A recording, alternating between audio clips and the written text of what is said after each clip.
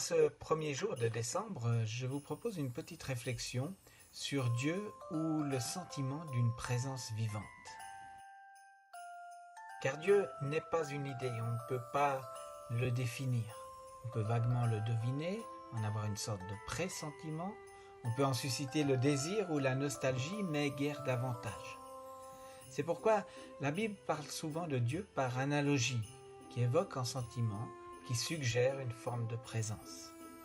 Et parmi elles, celle du rocher me parle parce que ce titre, Dieu rocher, crée en moi un sentiment non seulement de qui est Dieu, mais de qui est Dieu pour moi. Le rocher, il apparaît dans la Bible comme une sorte de nom personnel de Dieu, au point qu'il y est parfois écrit avec une majuscule. En Deutéronome 32, il est le rocher. Chez Ésaïe, le Seigneur est le roc éternel. Et puis ce que j'aime dans cette image, c'est qu'elle n'inspire aucune peur ni aucune crainte, alors que un rocher, c'est dur, c'est massif, c'est permanent, inébranlable. Du coup, je suis heureux que la Bible personnalise encore ce rocher.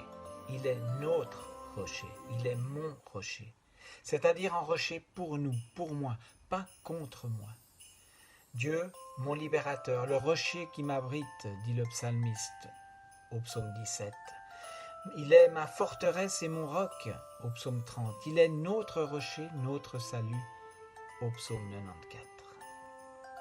Ce rocher, il n'est pas là pour qu'on le contemple de loin. Il est là pour être escaladé, afin qu'on y trouve refuge, sécurité, abri, qu'on y prenne aussi de la hauteur.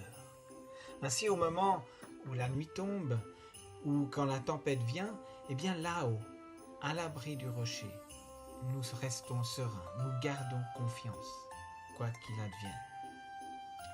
Nous serons sans crainte si la terre est secouée, si les montagnes s'effondrent au creux de la mer.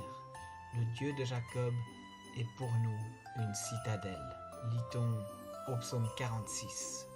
Une merveille de prière que je vous invite à trouver dans votre Bible et à méditer, à prier dans le secret. Et puis au moment de nous quitter, que dans les jours qui viennent, et quoi qu'il advienne, le Dieu rocher vous maintienne à jamais dans sa paix. Amen.